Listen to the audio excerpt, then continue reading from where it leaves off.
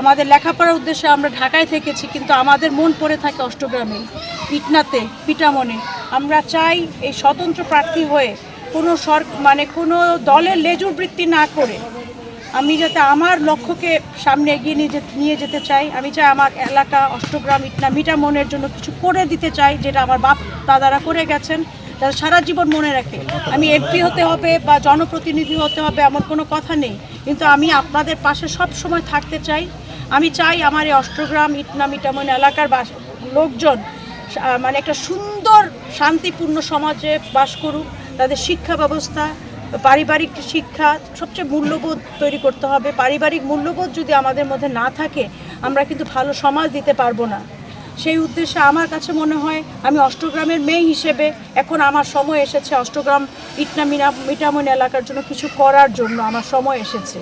আর আমার কাছে মনে হয় কথা না বলে আমরা যদি কথার ফুলঝুরি কমিয়ে আমরা যদি কাজের ব্যক্তিটা বাড়িয়ে দেই, আমাদের এই এলাকা অনেক উন্নত হবে। আর আমার এই এলাকা অনেক সম্ভাবনাময় একটা এলাকা।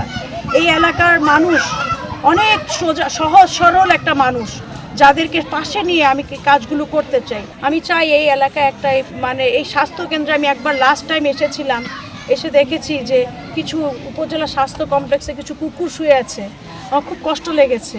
আমার কাছে মনে হয়েছে যে আমাদের এই অষ্টগ্রামের জন্য একটি হসপিটাল করা দরকার। আপনারা দোয়া করবেন। আমি এমপি পদপ্রার্থী হয়ে এসেছি, কিন্তু আমি এমপি হতে হবে এমন কোনো কথা নেই আমার। কিন্তু আমি চেষ্টা করব নিজ উদ্যোগে হোক, সবার সহযোগিতায় হোক, আমি একটি এখানে হসপিটাল করার, 50 শয্যা বিশিষ্ট একটি হসপিটাল আর একটি 5টি আইসিইউ বিশিষ্ট।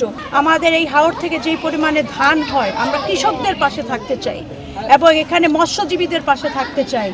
এখানে আমাদের এই মানুষজনের জন্যই তো আমরা বেঁচে আছি।